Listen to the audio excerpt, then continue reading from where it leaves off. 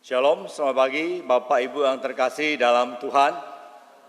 Apa kabar semuanya, baik yang di gereja maupun yang di rumah? Ya puji Tuhan, ya pagi ini kita boleh kembali bersama-sama untuk beribadah kepada Tuhan, di mana kita tahu Tuhan begitu baik kepada kita selama seminggu. Dia boleh memelihara kita, melawat kita, menjaga kita, dan memberkati kita. Dan pada hari ini kita datang untuk bersyukur kepadanya, beribadah kepadanya. Karena kita sebagai orang Kristen, ibadah ada satu kewajiban yang harus kita jalankan, yaitu kita berkumpul bersama-sama, bersekutu bersama-sama, dan tentunya kita mendengarkan firman Tuhan. Pada pagi ini kita akan mulai ibadah kita pada pagi hari ini. Kita tenangkan hati dan pikiran kita. Kita masuki saat teduh. Saat teduh kita mulai.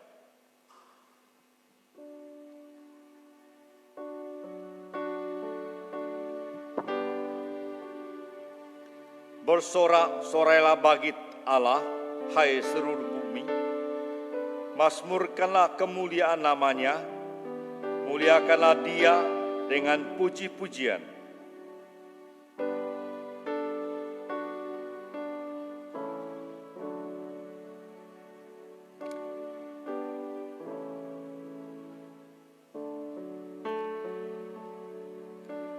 Saya terus selesai, saya undang jemaat boleh bangkit berdiri.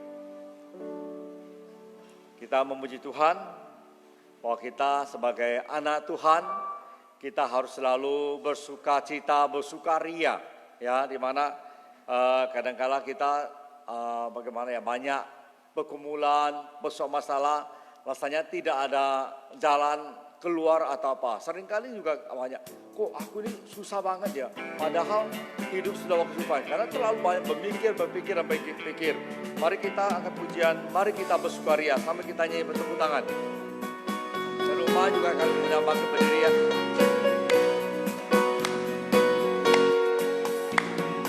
Mari kita bersukaria.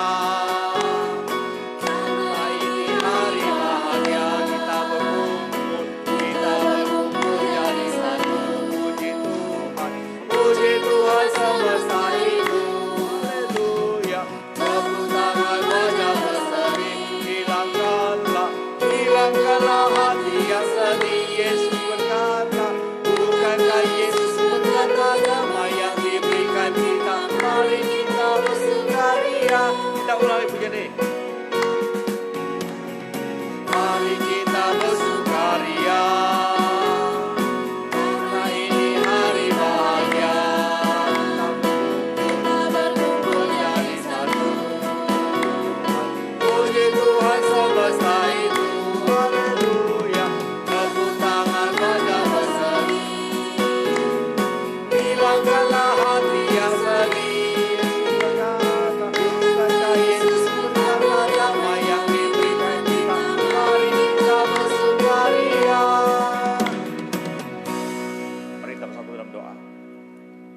Ya benar, hanya kepadamu Tuhan kami boleh bersuka cita, bersukaria, karena kami tahu Engkau adalah Tuhan yang memberikan kegembiraan setiap hati kepada kami semua yang begitu setia taat kepadamu.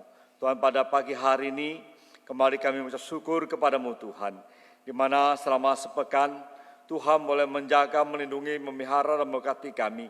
Pagi ini kami boleh bangun dan tentunya boleh datang untuk beribadah kepadamu Tuhan.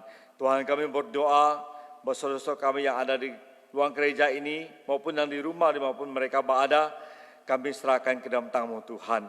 Kiranya Tuhan terus memberkati mereka, Tuhan terus menyertai mereka, mempunyai hati kerinduan terus untuk mendengarkan firman-Mu ya Tuhan. Tuhan, kami serahkan serangkai ibadah kami dari awal, pertengahan maupun hingga akhir ke dalam tangan-Mu Tuhan. Kiranya Tuhan boleh memimpin, membuka hati kami, supaya setiap firman yang akan kami dengar menjadi berkat bagi kami semua Tuhan. Tuhan, kami juga berdoa untuk bangsa dan negara kami Tuhan, di mana kami berdoa saat ini Tuhan, pemerintah begitu giatnya untuk memberantas pandemi Tuhan.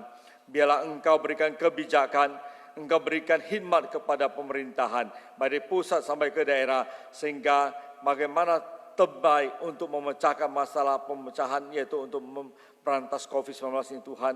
Dan bagaimana masyarakat untuk meresponi, menjaga protokol yang ada, supaya mereka saling mendukung dan kami boleh sama-sama untuk saling menjaga ya Tuhan.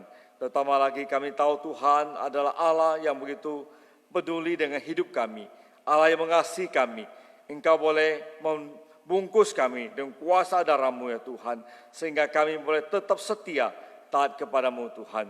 Tuhan, kami juga berdoa bahwa saudara-saudara kami Tuhan tentunya mempunyai hati yang rindu untuk datang beribadah bersama-sama, karena berhubung dengan situasi ini mereka masih di rumah.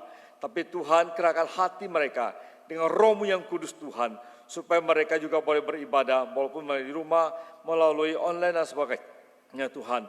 Biarlah kasih-Mu boleh terus menyertai kehidupan mereka. Kami juga berdoa Tuhan saat ini di mana memasuki saat panen dan Tuhan menyertai kesehatan mereka, menjaga mereka.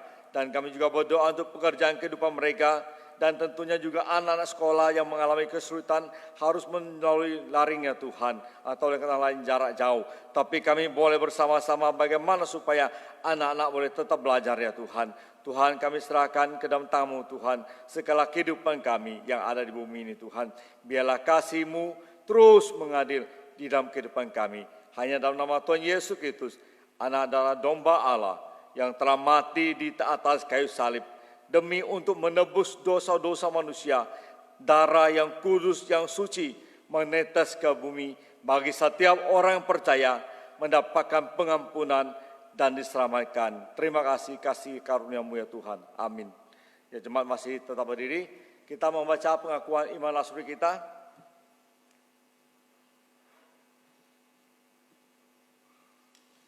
Kita baca secara bertanggapan. Yang bisa Mandarin silakan bahasa Mandarin, yang bahasa Indonesia yang tidak bisa bahasa Indonesia boleh. Kita baca pengakuan iman lasuri.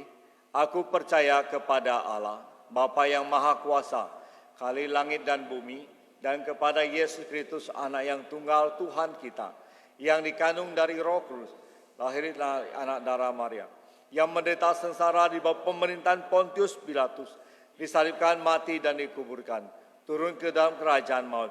Pada hari yang ketiga, bangkit pula dari antara orang mati, naik ke surga, duduk sebelah kanan Allah, Bapa yang Maha Kuasa, dan dari sana Ia akan datang untuk menghakimi orang yang hidup dan yang mati. Aku percaya kepada Roh Kudus, gereja yang kudus dan am, persekutuan orang kudus, pengampunan dosa, kebangkitan tubuh, dan hidup yang kekal. Amin. Dan jemaat dipersilakan duduk kembali, baik yang di gereja maupun di rumah. Ya, kita sebelum kita mendengar firman Tuhan dengan tema pemeliharaan Tuhan, kita akan angkat satu pujian lagi. Ya, sebelumnya kami ucapkan selamat ulang tahun buat Ibu Gembala kita, ya, yang telah ulang tahun bulan Agustus ini, ya. Semuanya kami juga ucapkan selamat ulang tahun. Kiranya Tuhan terus memelihara, memberkati, dan diberikan umur yang panjang, ya. Kita nyanyi satu pujian lagi, yaitu Firman-Mu.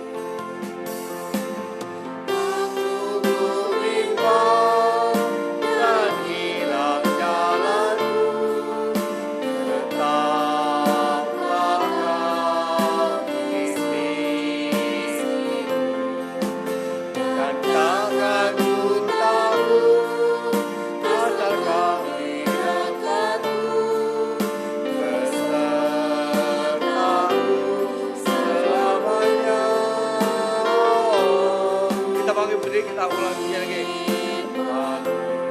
Kita bagi kakiku, terang bagi jalanku.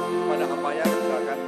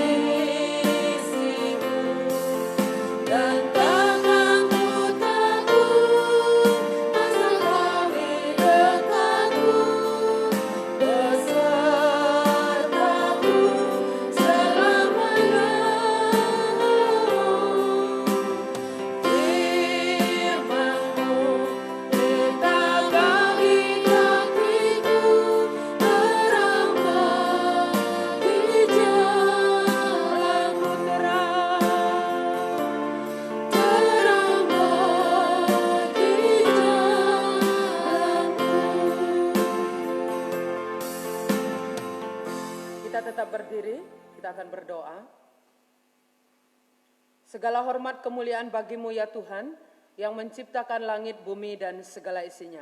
Tuhan yang maha kuasa, yang bersemayam di sorga, yang kami kenal, yang kami muliakan, yang kami sembah, melalui anakmu yang tunggal Yesus Kristus.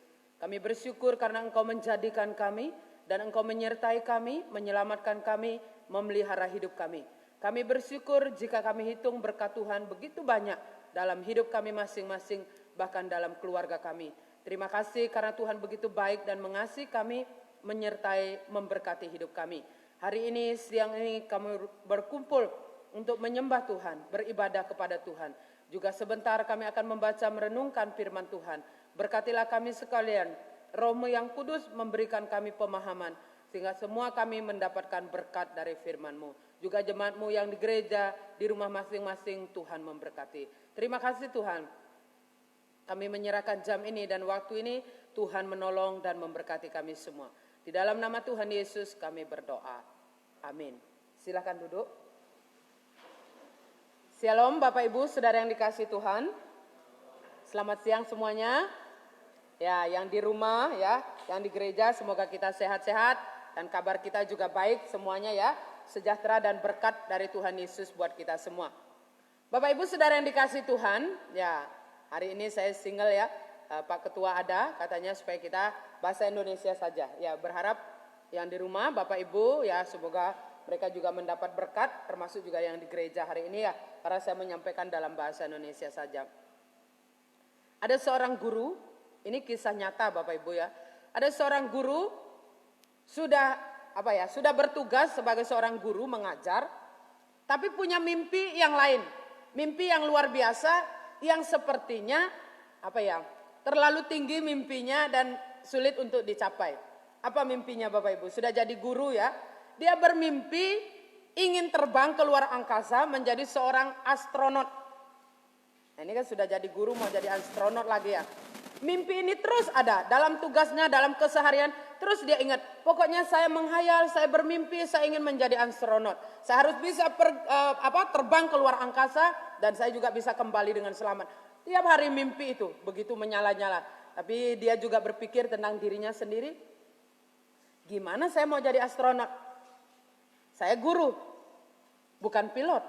Juga bukan berlatar belakang pendidikan pilot. Bagaimana? Tapi saya harus bisa jadi astronot. Tapi bagaimana saya seorang guru? Suatu hari hal yang luar biasa, ada pengumuman dari Gedung Putih, sudah tahu ya, ini di Amerika ya. Ada pengumuman dari Gedung Putih bahwa dicari dari kalangan masyarakat biasa, walaupun latar belakangnya bukan pilot. Latar belakangnya tidak punya pengalaman jadi astronot. Pokoknya masyarakat biasa, siapa saja boleh mendaftar. Akan diajak terbang dalam satu pesawat, saya sebut bahasa Indonesia saja, 51L Challenger. akan terbang ya. Nah kemudian ramai orang mendaftar. Setelah seleksi pertama Bapak Ibu ya, sekitar 48.000 yang mendaftar. Berarti banyak ingin yang terbang ke luar angkasa. Ada yang mau terbang ke luar angkasa? Ya, kalau enggak bisa mabok naik mobil, mabok naik pesawat, enggak bisa ya. Jadi ternyata begitu banyak yang mendaftar. Itu sudah melewati seleksi pertama. Kemudian akhirnya diseleksi lagi kedua. Tentu ada tesnya ya Bapak Ibu ya. Akhirnya loloslah yang ada tinggal 10.000. Setelah 10.000 dites begitu banyak lagi, tinggallah 100 orang. Dan guru ini mendaftar dan dia ada di antara 100 orang. Dia begitu senang karena dia seorang anak Tuhan ya. Begitu bahagia. Dia berkata, Tuhan aku sudah ada di antara 100 orang ini. Tolong dong Tuhan loloskan saya. Supaya saya bisa terbang ke luar angkasa. Ini pesawatnya apa ya bahasa Indonesianya? Disebut olang balik itu PP ya. Pulang pergi pokoknya keluar angkasa ya. Wah Tuhan tolong saya. Saya sudah melewati banyak ujian, banyak tes. Dan sekarang ada di antara 100 orang. Tuhan tolonglah buat saya lolos. Saya bisa naik ke luar angkasa. Kemudian ternyata begitu ada beberapa tes termasuk untuk penerbangan ya Bapak Ibu. Ternyata guru ini tidak lolos. Begitu sedih dia. Begitu stres dan begitu depresi. Mimpi saya yang sudah saya berusaha untuk capai, berusaha untuk saya jangkau, tapi tidak bisa tercapai. Begitu sedih, rasanya semuanya tidak bisa dikerjakan. Baik tugasnya sebagai seorang guru maupun keseharian. Saya tidak begitu bisa melakukannya. Saya begitu tidak terima. Kenapa Tuhan? Saya sudah ada di antara 100 orang. Kenapa kali ini saya tidak lolos? Lalu orang ini marah, lalu dia berkata kepada ayahnya. Ayah, saya sudah berusaha. Tapi saya tidak bisa lolos. Kenapa ayah? Tiba-tiba ayahnya menjawab, tidak menjawab pertanyaan itu, hanya mengatakan 3 kata. Hanya ada satu alasan. Kenapa ayah saya berkata demikian? Itu satu kalimat yang tidak menghibur saya. Itu satu kalimat yang tidak membangkitkan semangat saya. Saya tidak mau tahu apa yang ayah saya bilang. Pokoknya dia masih berpikir terus. Tibalah pada tanggal 28 Januari. Sekitar di 1928-an. Bapak Ibu. Pesawat itu akhirnya terbang ke luar angkasa. Pak guru ini melihat betapa bahagianya bisa terbang ini. Kalau kali ini saya tak bisa, suatu hari saya harus bisa. 73 detik kemudian pesawat itu meledak di udara dan semua yang ada di dalam pesawat itu tidak ada yang selamat. Bapak Ibu Saudara yang dikasihi Tuhan, itu adalah salah satu cara pemeliharaan Tuhan kepada seorang guru yang bernama Preng Salsak. Dia begitu mimpi ingin sampai begitu stres ketika mimpinya tidak tercapai. Tapi itu adalah salah satu pemeliharaan Tuhan terhadap dia, melindungi dari bahaya yang luar biasa. Lalu pertanyaan baliknya adalah, bagaimana dengan anak-anak Tuhan yang lain yang naik pesawat atau naik motor atau naik mobil yang mengalami kecelakaan? Ya itu karena memang sudah waktunya Tuhan tetapkan hari itu dia menghadap Tuhan. Tapi ketika seseorang belum waktunya menghadapi hal itu, Tuhan punya cara yang luar biasa untuk melindungi seperti seorang Bapak Preng ini. Yang begitu bermimpi untuk menjadi astronot, tapi hari itu tidak bisa terbang. Begitu stres, begitu depresi. Tapi Tuhan melindungi dia dari kematian hari itu. Karena itu baru dia paham ketika ayahnya mengatakan hanya ada satu alasan. Apa alasan itu?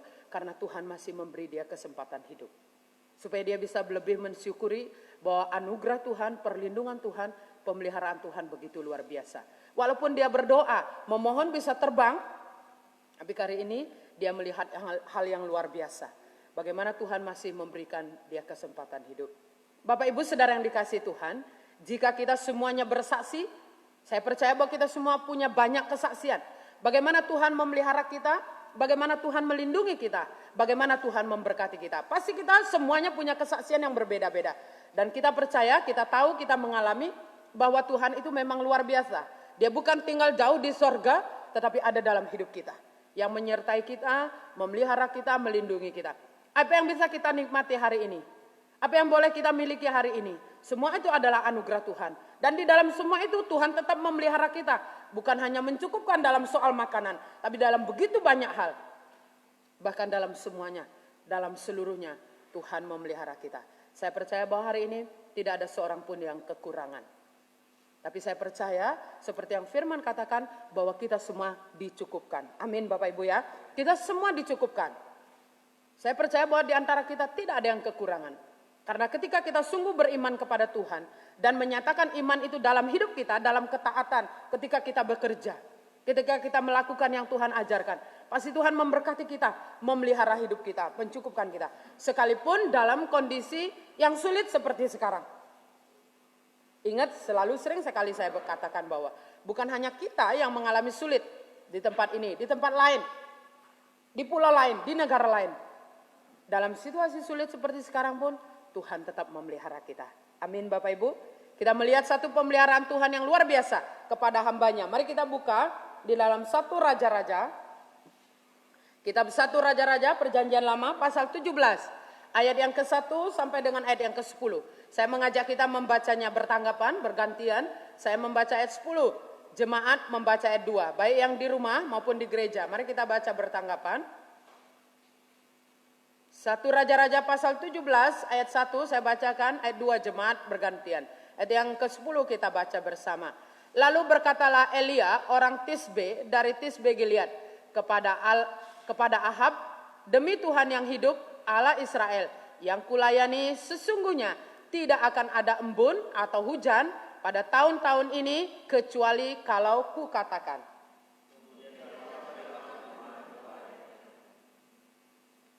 Pergilah dari sini, berjalanlah ke timur dan bersembunyilah di tepi sungai Kerit di sebelah timur sungai Yordan.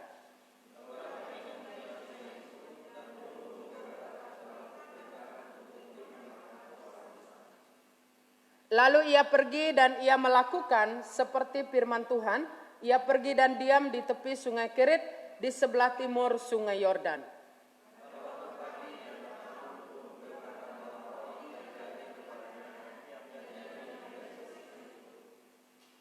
Tetapi sesudah beberapa waktu sungai itu menjadi kering sebab hujan tiada turun di negeri itu. Bersiaplah, pergilah ke Sarfat yang termasuk wilayah Sidon. Dan diamlah di sana, ketahuilah aku telah memerintahkan seorang janda untuk memberi engkau makan. Sesudah itu ia bersiap lalu pergi ke Sarfat. Setelah ia sampai ke pintu gerbang kota itu, sampailah di sana, ia berseru kepada perempuan itu, katanya, cobalah ambil bagiku sedikit air dalam kendi. Bapak Ibu Saudara yang dikasihi Tuhan, Nabi Elia melayani sebagai seorang nabi, penyambung lidah Allah, menyampaikan firman Tuhan kepada umatnya.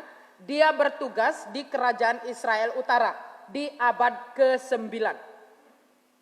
Tetapi Raja Ahab itu ya memerintah di tahun 850 sekian sampai tahun 853 sampai tahun 850-an.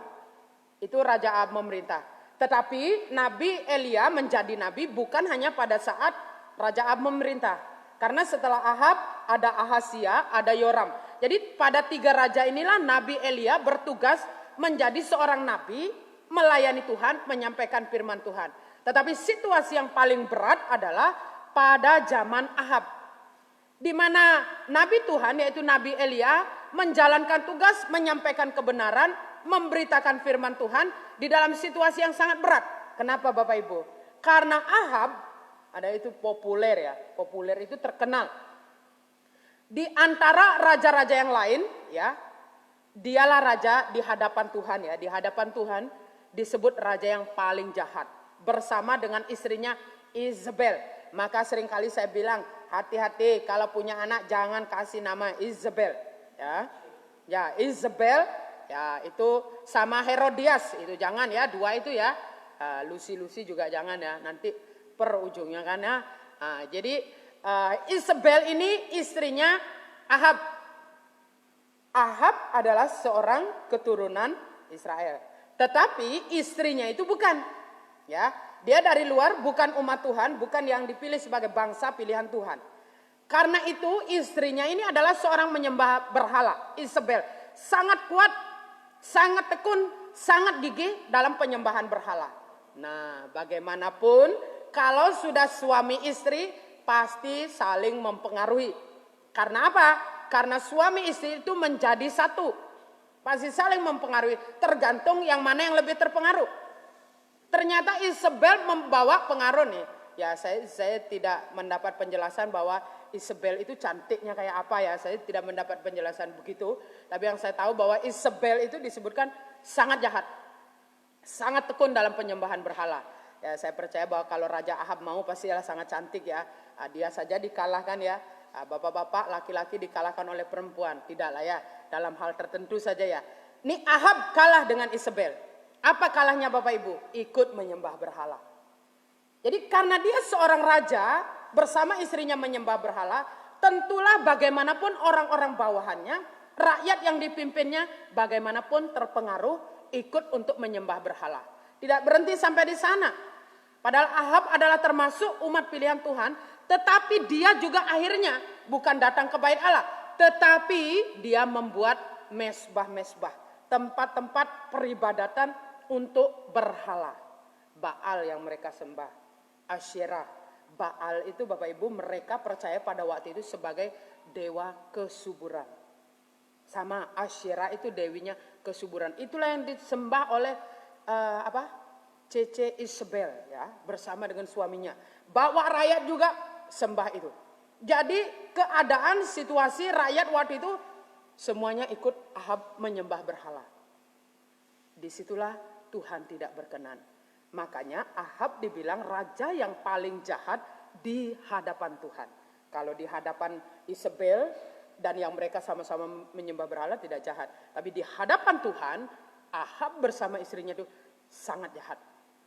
Sehingga Bapak Ibu, datanglah penghukuman Tuhan yang disampaikan kepada mereka. Sesungguhnya Ahab sebagai bangsa pilihan Tuhan, sebagai bagian dari seorang pribadi yang dipilih sebagai umat Tuhan, harusnya dia membawa istrinya untuk beribadah kepada Tuhan, kepada Allah yang hidup. Tetapi dia mengikuti istrinya menyembah berhala dan membawa rakyat ikut menyembah berhala.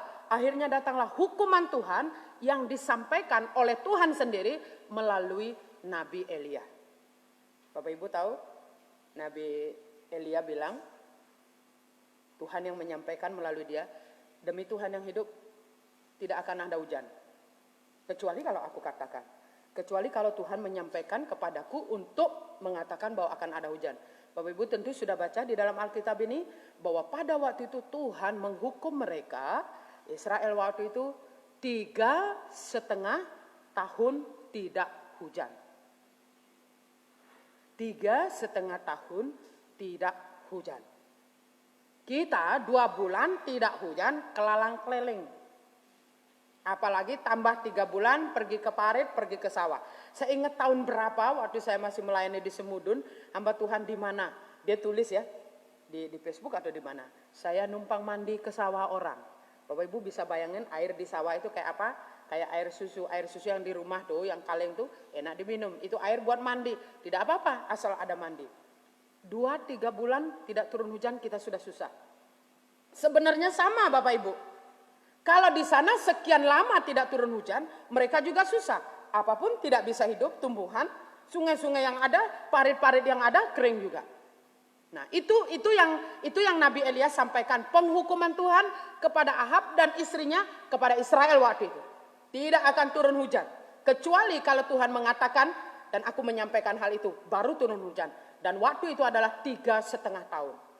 Bapak Ibu, setelah Nabi Elia menyampaikan itu, wah, senang duduk santai di bawah pohon mana, di kursi mana. Tidak Bapak Ibu. Tuhan berdaulat. Tuhan Maha Kuasa. Tuhan tahu. Ahab, maksud saya Nabi Elia mungkin tidak mengetahui persis. Tapi Tuhan tahu. Karena itu kita melihat. Bapak Ibu, yang pertama adalah pemeliharaan Tuhan yang luar biasa kepada Nabi Elia. Yaitu melindungi dia dari kemarahan, dari kejahatan Ahab dan istrinya. Pemeliharaan Tuhan bukan soal makan yang enak seperti apa. Tapi pemeliharaan Tuhan itu dalam hidup umatnya adalah menyangkut semuanya, seluruhnya. Jasmani, rohani, makanan, minuman, termasuk juga ketenangan, ketentraman, dan rasa aman. Sepenuhnya mungkin Nabi Elia tidak mengetahui apa yang akan dirancangkan oleh Ahab setelah dia menyampaikan perkataan hukuman Tuhan. Tapi Tuhan tahu, karena itu kita melihat di dalam ayat yang keempat itu Bapak Ibu, ya. Nabi Elia dilindungi oleh Tuhan, pergilah kamu ke arah timur, sembunyilah di sana di tepi sungai Kerit. Ya, Bapak Ibu nanti kalau ada berziarah ke Israel pasti dibawa ke sana. Tempat yang bekas dulu Nabi Elia bersembunyi di mana. Nah Bapak Ibu, Nabi Elia mengikuti perkataan Tuhan. Jadi Tuhan memelihara Nabi Elia yang telah menyampaikan firman Tuhan, kebenaran Tuhan, dan menyuruh dia sembunyi di tepi sungai Kerit. Supaya Ahab dan tentaranya tidak dapat mengejar. Ya, itu adalah satu dulunya Bapak Ibu ya. Zaman waktu itu adalah tempat yang sangat terpencil, yang pasti sulit dijangkau, yang pasti sulit diketahui oleh Ahab dan istri dan para pengikutnya, para tentaranya. Tentu kalau Tuhan menyuruh ke sana, pasti ada perlindungan yang luar biasa di sana, yang tidak akan terjangkau oleh Ahab. Dan Nabi Elia mentaati Bapak Ibu, kesanalah dia di tepi sungai Kerit, di dalam gua-gua dia bersembunyi dari bahaya, dari kemarahan Ahab. Karena apa? Ahab marah mendengar tidak akan ada hujan. Dan itu benar, akhirnya tidak ada hujan.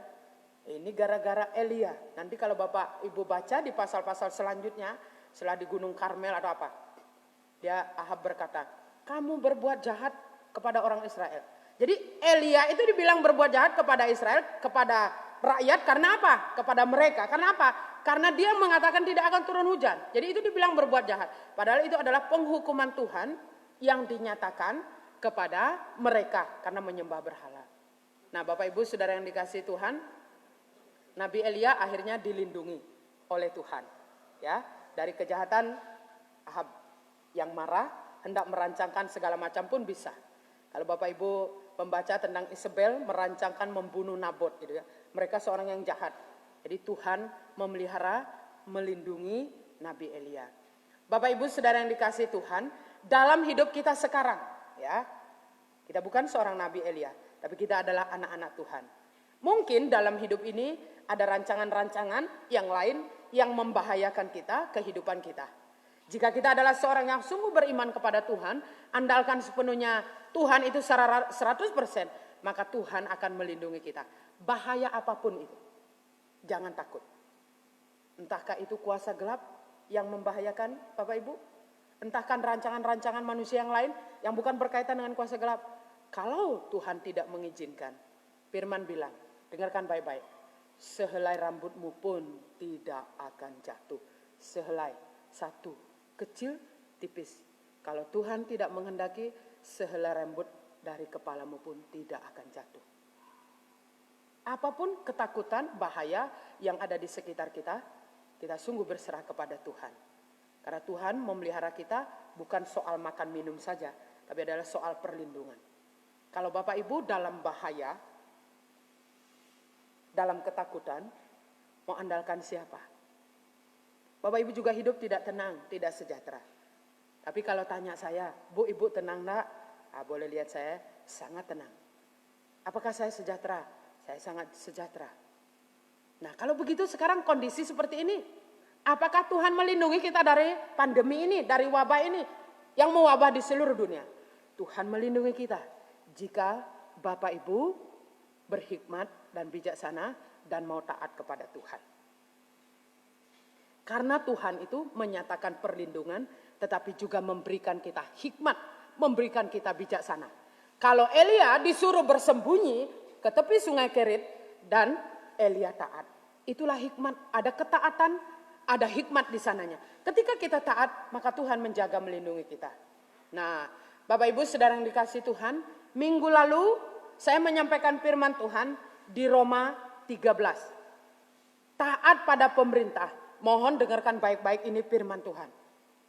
Pemerintah ingin Bapak Ibu sehat. Siapa yang mau sehat di sini? Siapa mau sehat di sini? Siapa mau kena corona? Tolong jawab saya. Siapa mau kena corona? Pemerintah menginginkan kita sehat. Tuhan melindungi kita enggak dari corona? Melindungi, tapi kita harus ada bagiannya taat. Karena Tuhan kasih kita pikiran hati, kita harus berhikmat.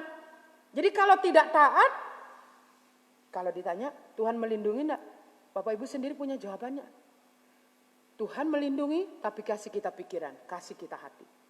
Pemerintah ingin kita ini yang kena corona ini kurang-kurang. Dan ingin kita semua sehat. Dan saya tanya, ada yang mau kena? Tidak ada yang mau. Taatlah kepada Tuhan, kepada pemerintah. Kenapa taat pada pemerintah? Pemerintah itu kan manusia. Pemerintah itu diberikan oleh Tuhan. Baca Roma 13. Setiap pemerintah yang ada adalah dalam kedaulatan Tuhan, kehendak Tuhan, pemberian Tuhan.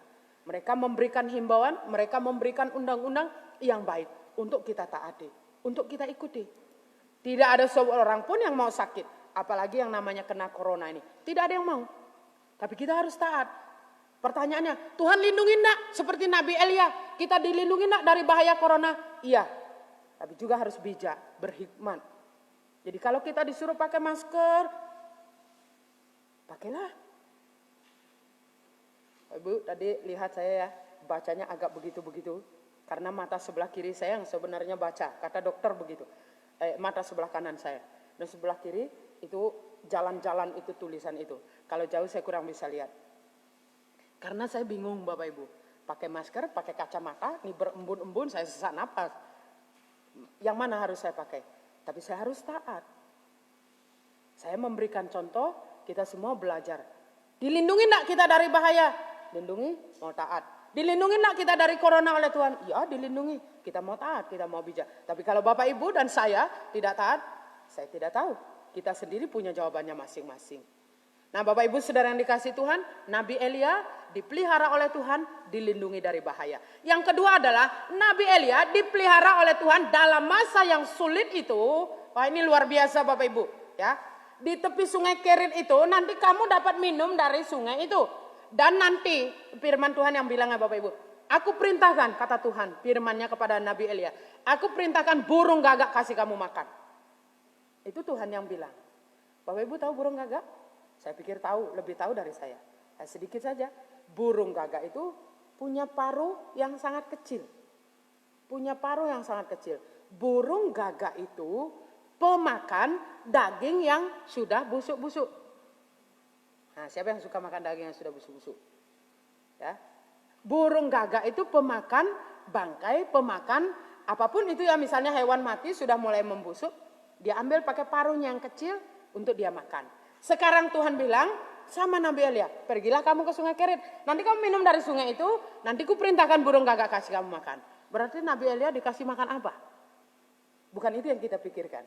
Apa yang dikasih makan. Tetapi kedaulatan Tuhan, kuasa Tuhan memerintahkan burung gagak kasih Nabi Elia makan. Sehingga dalam persembunyiannya di sana terhindar dari bahayanya Ahab, dia tidak kelaparan. Karena masa kemarau, tidak ada hujan yang begitu panjang. Tuhan berdaulat, bisa suruh apa saja, terkhusus Nabi Elia burung gagak memelihara. Nah Bapak Ibu saudara yang dikasihi Tuhan, jangan bilang saya juga mau dipelihara burung gagak. Karena kita bukan dalam situasi yang sama. Tapi artinya adalah Tuhan berdaulat dapat memakai siapapun untuk memelihara hidup kita. Oh kalau begitu saya tak kerja. Ada pemerintah kasih duit, kalau tak ada kasih duit marah sama pemerintah. Itu enggak, orang Kristen enggak boleh begitu. Orang Kristen enggak boleh begitu. Orang Kristen kalau dapat berkat, bersyukur. Tidak dapat berkat, bersyukur. Yang harus orang Kristen lakukan adalah bekerja dengan yang bisa dikerjakan. Kerja apa? Kerja apa saja yang baik. Saya di kelas 1 SMP, bukan orang Kristen. Ingat, saya bilang, Tuhan, saya mau sekolah. Saya mau sekolah. Tolong berikan saya pekerjaan yang baik. Udah saya pernah bilang kan, doa saya salah itu. Tapi karena saya bukan orang Kristen, diajak ikut ibadah, saya taunya doa. Tuhan, saya minta kerja. Kasih saya kerja yang baik. Sebab saya tidak mau menyusahkan orang tua. Jadi saya mulai SMP sampai saya sekarang tidak pernah minta uang dengan orang tua untuk sekolah. Sedikit pun tidak. Karena saya mengasihi orang tua saya. Jadi saya tidak mau mereka susah gara-gara saya. Kasih saya pekerjaan. Saya bukan doa, Tuhan boleh enggak kasih beras itu 1 karung jatuhkan, atau duit itu 1 tas saja, atau 1 koper. Enggak usah 1 karung Tuhan. Saya bukan doa begitu. Tuhan gerakkanlah pemerintah kasih saya, atau siapa yang bagi ke saya, enggak dikasih marah. Orang Kristen enggak boleh gitu. Orang Kristen itu yang harus adalah kerja. Kalau dapat berkat, tiba-tiba dari mana? Bersyukur, tidak dapat bersyukur. Itu orang Kristen. Kok hanya 3 bulan aja dikasih 600 ya? Ada yang dapat 600 ya, ada yang dapat 150, ada yang dapat 600. Kok 3 bulan aja, saya maunya berbulan-bulan. Kalau berbulan-bulan, enak dong. Ryan enggak usah kerja, duduk santai. Tidak boleh punya pikiran begitu. Orang Kristen tidak boleh. Jangan suka mengeluh. Tidak dapat bantuan, marah dan mengeluh. Dapat bantuan, ke pasar ya, beli apa ya. Bapak Ibu, dapat, tidak dapat, harus bersyukur. Jadi Tuhan memelihara kita, ada kalanya dalam situasi seperti ini memang kita dapat bantuan. Ada kalanya dari yang lain, tapi memang yang harus adalah kita bekerja. Puji Tuhan, kita di sini ya, di daerah tidak ada yang terpapar virus ini, sehingga masih bebas, bisa ke ladang, bisa ke sawah, bisa ke kebun. Puji Tuhan kita masih bisa kerja. Dan setiap hari masih bisa makan minum. Puji Tuhan Bapak Ibu. Jadi bukan burung gagak. Karena Tuhan berdaulat. Bisa pakai burung gagak, bisa pakai hal yang lainnya. Memelihara kita. Kemudian Bapak Ibu, setelah sungai Kerit kering, Tuhan memerintahkan kepada Nabi Elia untuk pergi ke daerah Sidon. Jadi disuruh pergi ke sana. Ngapain Bapak Ibu? Karena sungai Keritnya sudah kering, tidak ada air lagi. Burung gagak Tuhan masih bisa utus, tapi sungai Kerit itu sudah kering. Nabi Elia tidak protes Bapak Ibu. Tuhan, engkau kan berkuasa. Bisa suruh burung gagak. Bisa buat air dari tidak ada jadi ada air. Kenapa? Tidak ada air. Kenapa Tuhan biarkan ini kering? Kalau ini kering Tuhan bisa buat air. Nabi Elia tidak bilang begitu Bapak Ibu. Akan kita suka begitu ya. Orang Kristen suka bersungut-sungut, mengeluh. Tidak boleh kebiasaan orang Kristen demikian. Kita melihat Nabi Elia tidak protes Bapak Ibu. Tidak komplain dia. Sekarang sungai Keritnya udah kering. Dia disuruh pergi ke Sidon. Nanti kamu di sana akan dipelihara karena sudah kuperintahkan seorang janda akan memeliharamu. Akan memberikan kamu makan dan minum. Wah ini hamba Tuhannya single lagi. Nanti ketemu janda, apa kata orang ini? Ya kan? Tidak, Nabi Elia setelah sungai Kerit kering berangkat ke daerah Sidon. Dan benar, kata firman Tuhan, masuk gerbang kota berjumpa seorang janda. Berjumpa seorang janda bukan melakukan hal yang tidak baik. Minta minum sama janda itu. Berilah aku minum, dikasih minum. Dan kasih minum, berilah aku roti. Saya tak punya roti, tak punya makanan. Kalau kita di sini ya, berilah saya nasi gitu. Berilah sepiring nasi. Di sana berilah saya roti. Saya tidak punya roti. Cuman yang ada sedikit tepung dalam tempayan dan minyak sedikit dalam buli-buli. Tepung ini hanya cukup buat saya dan anak saya 1. Bagaimana mau kasih untukmu? Sangat sedikit sekali. Lalu Nabi Elia bilang, buat saja untukku dulu, nanti buatmu. Bapak Ibu saudara yang dikasih Tuhan, pikirnya tidak ada makanan yang lain ya, cuman roti sama air. Itu pun sedikit dari seorang janda. Tuhan sudah memerintahkan janda itu untuk memberi makan kepada Nabi Elia. Dan kita tahu kisah selanjutnya ya, kebenaran selanjutnya bahwa janda ini pun diberkati oleh Tuhan. Berlimpah-limpah. Tepungnya terus ada, tidak habis. Minyaknya juga terus ada. Cukup untuk dia makan seterusnya. Tuhan memelihara Nabi Elia melalui janda ini dan Tuhan juga memberkati janda ini. Hal yang luar biasa Bapak Ibu. Dalam masa sulit seperti itu, Nabi Elia dipelihara oleh Tuhan. Dan janda itu diberkati oleh Tuhan. Mari ya Bapak Ibu ya, kita mau belajar percaya sepenuhnya kepada Tuhan akan pemeliharaannya. Dan mari kita belajar dari janda ini, seorang janda yang baik. Bukan janda yang aneh-aneh ya. Dan di sini tidak ada janda puji Tuhan. Cuma di sini ada yang tidak laku aja saya berdua ya. Tidak ada janda. Ya. Bukan kita belajar dari janda ini bukan janda yang aneh-aneh. Belakangan ini kan lagi terkenal janda yang kurang baik ya. Nah, semoga Bapak Ibu ini tidak ada yang janda. Panjang umur sampai seterusnya suami istri ya. Jadi kesannya tidak, tapi kalau menjadi janda anak Tuhan, ya seperti janda yang tadi di dalam Alkitab, bagus sekali. Memberikan Nabi Elia minum, memberikan dia roti duluan. Dan dia diberkati oleh Tuhan. Menjadi anak Tuhan, jandakah, dudakah, seorang yang baik di hadapan Tuhan. Seorang hatinya yang begitu murah hati. Puji Tuhan, tidak ada yang janda. Puji Tuhan, semuanya kita diberkati oleh Tuhan, tapi kita belajar menjadi janda ini ya. Sifatnya, kepribadiannya begitu baik. Dia berbagi kepada Nabi Elia dan dia sendiri diberkati. Tapi ketika kita berbagi, jangan kita berharap, saya bagi dulu, nanti saya diberkati oleh Tuhan. Bisa enggak ya Tuhan buat seperti janda waktu di Sarfat yang pelihara yang kasih makan Nabi Elia, bisa enggak sekarang Tuhan buat begitu ya? Saya punya sedikit nih, saya mau bagi siapa ya? Saya bagi dulu, saya bagi tetangga, saya bagi saudara seiman. Nanti kok enggak banyak-banyak berasnya, kok enggak banyak-banyak tepungnya. Bapak Ibu saudara yang dikasih Tuhan, semuanya Tuhan bisa buat. Dengan caranya Tuhan memberikan berkat yang luar biasa bisa. Tetapi semuanya dalam kehendak menurut keinginan Tuhan. Yang kita lakukan adalah ketika kita melakukan, saya dapat apa? Jangan berpikir demikian orang Kristen. Saya akan dibagi apa? Saya dapat untung apa? Saya pernah dengar kalimat ini. Semoga Bapak Ibu tidak ya begitu. Rugi ya? Ini soal untung rugi ya terus ya. Rugi ya? Kalau punya hewan, kasih makan hewan. Itu rugi ya. Nah, semoga Bapak Ibu tidak ada yang demikian. Rugi. Iya, kalau dihitung untung rugi memang rugi. Tapi kalau hidup ini dari kecil, dari lahir sampai meninggal dipenuhi untung rugi, tidak mempunyai kasih. Untung enggak ya? Rugi enggak ya? Untung enggak ya? Rugi enggak ya? Kalau saya buat gini, untung enggak ya? Rugi enggak ya? Oh saya buat begini enggak dapat, oh rugi. Seperti kita ngasih persembahan itu rugi. Kembalikan perpuluhan itu rugi. Wah berkurang jumlah duit saya.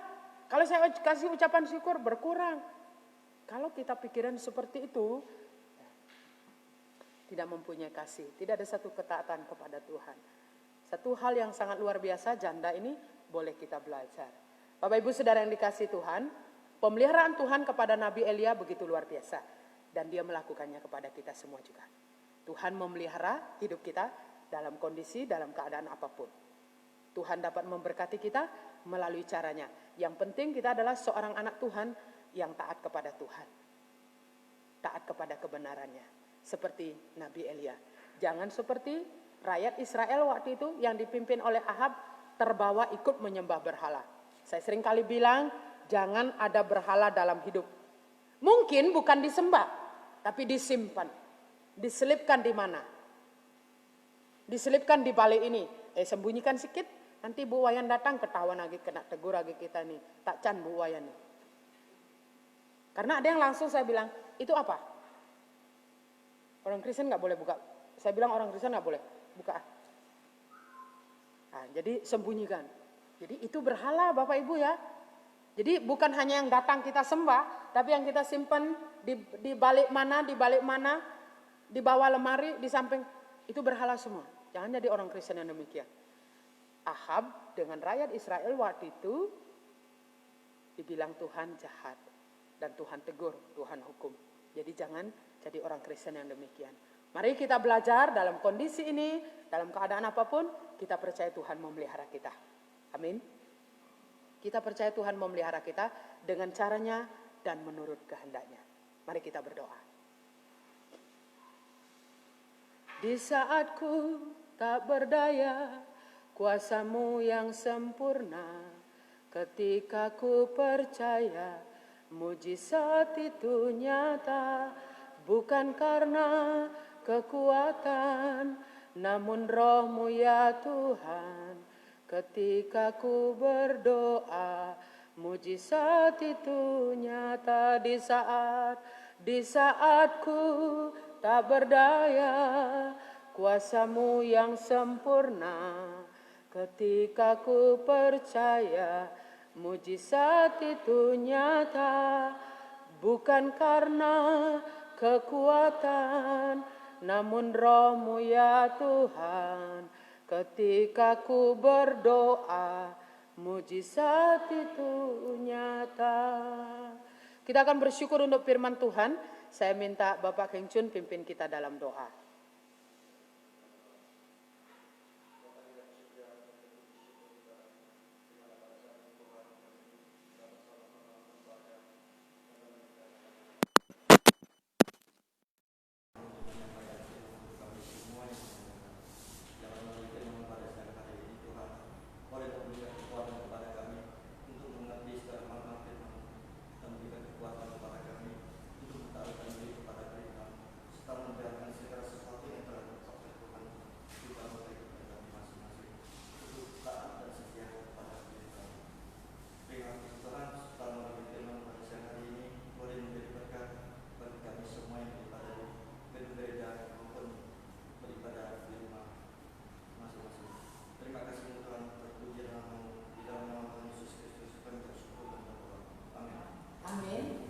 Tuhan memberkati kita semua. Saya kembalikan kepada Yesus.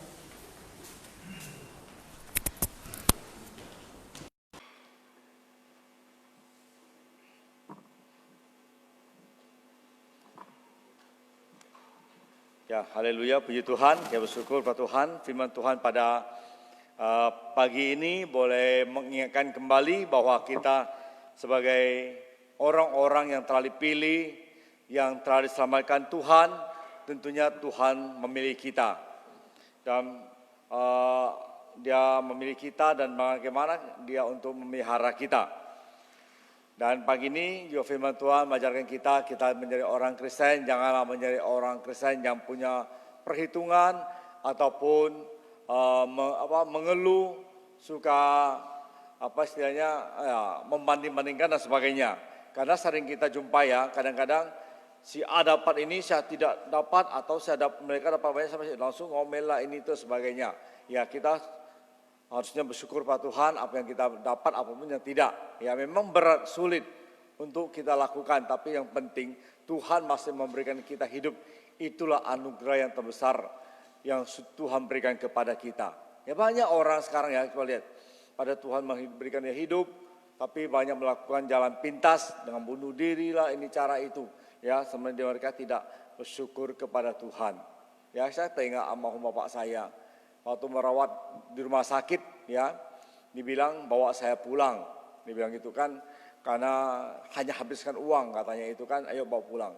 Saya langsung peluk dia di ranjang, saya bilang, hari ini bapak masih hidup dan bisa hidup satu hari.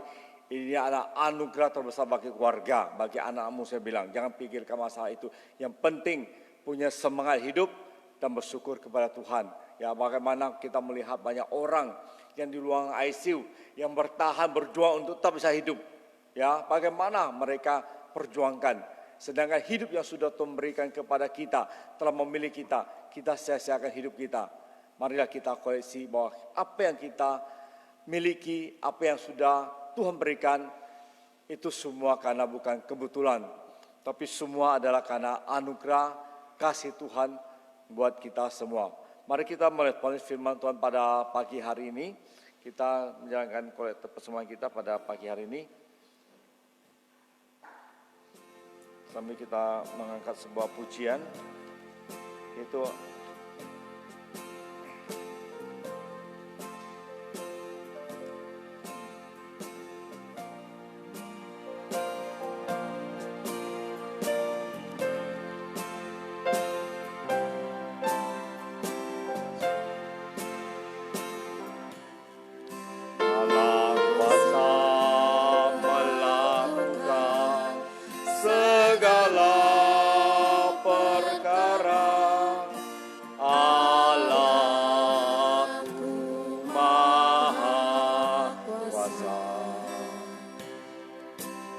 ciptakan seisi dunia, atur segala masa. Allahku Maha Kuasa. Kita ulangi pujian ini. Allah kuasa melakukan segala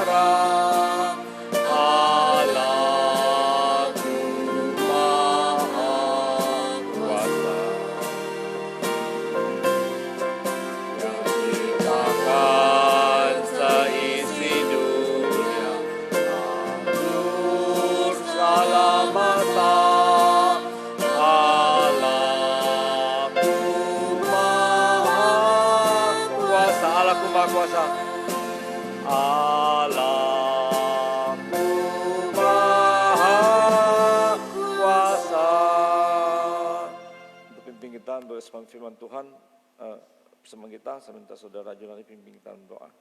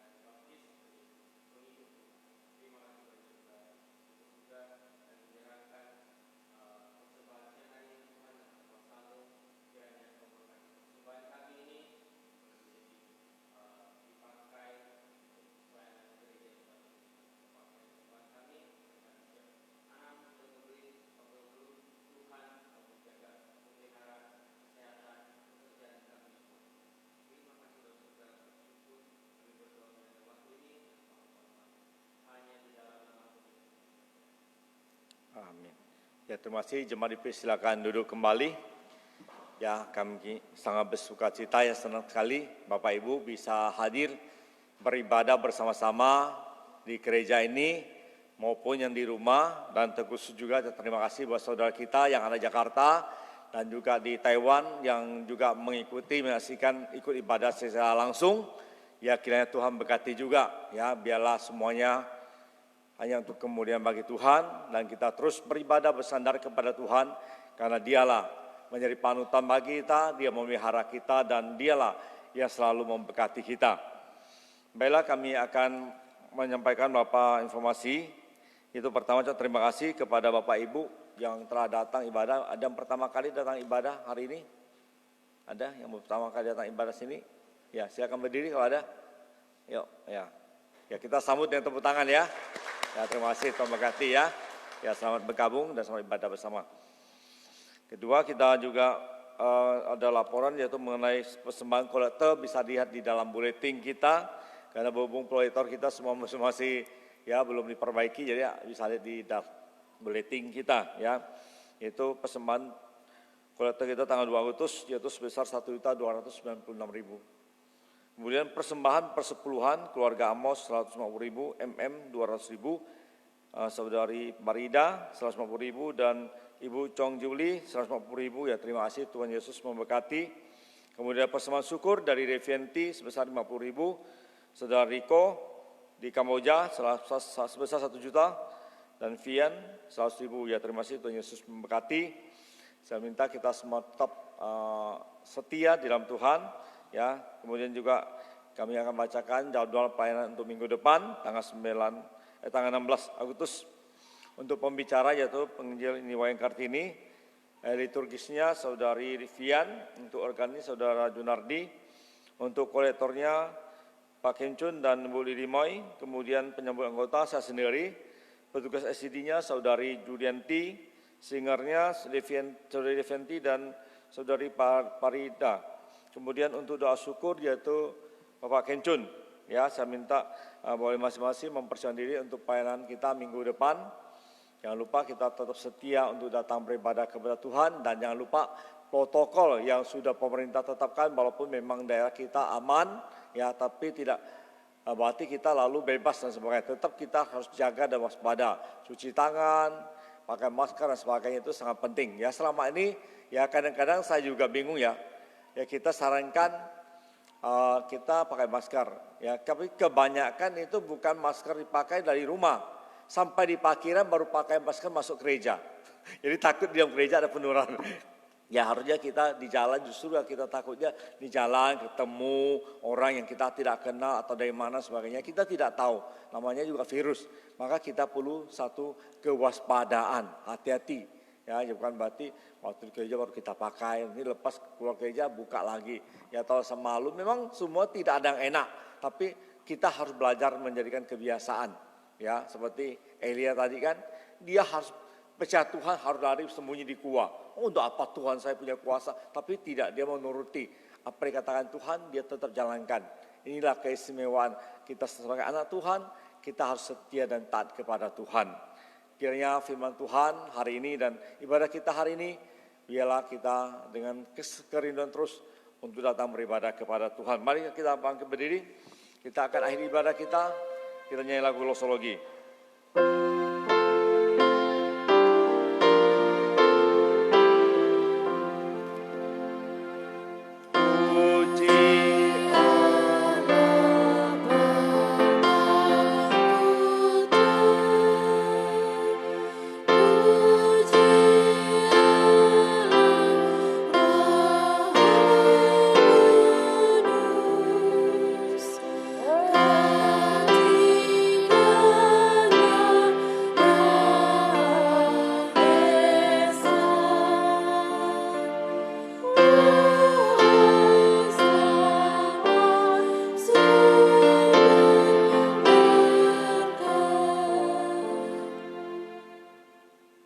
Yang dikasih Tuhan, baik yang di gedung gereja maupun di rumah masing-masing, atau yang ada di luar kota maupun di luar negeri.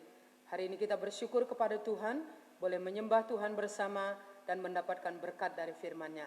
Kiranya ibadah kita hari ini boleh memuliakan Tuhan, menyenangkan Tuhan, dan kita terus mengalami anugerah berkat pemeliharaan Tuhan. Kita yakin sepenuhnya bahwa sungguh Dia adalah Immanuel yang selalu bersama dengan kita anak-anaknya. Mari kita akan menerima berkat daripada Tuhan bersama-sama. Tuhan memberkati engkau dan melindungi engkau. Tuhan menyinari engkau dengan wajah-Nya dan memberi engkau kasih karunia. Tuhan menghadapkan wajah-Nya kepadamu dan memberi engkau damai sejahtera. Amin.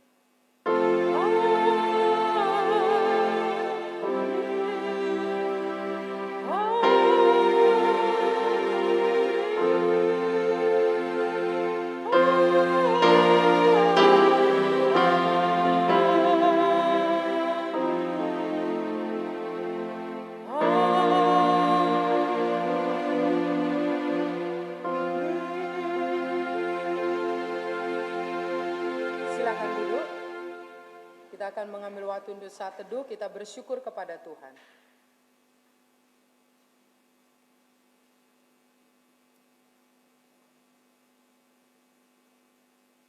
Amin. Selamat hari Minggu, Tuhan memberkati kita. Kita duduk dulu, mohon sebentar. Ada 1-2 hal yang mau saya sampaikan. Ya, baik.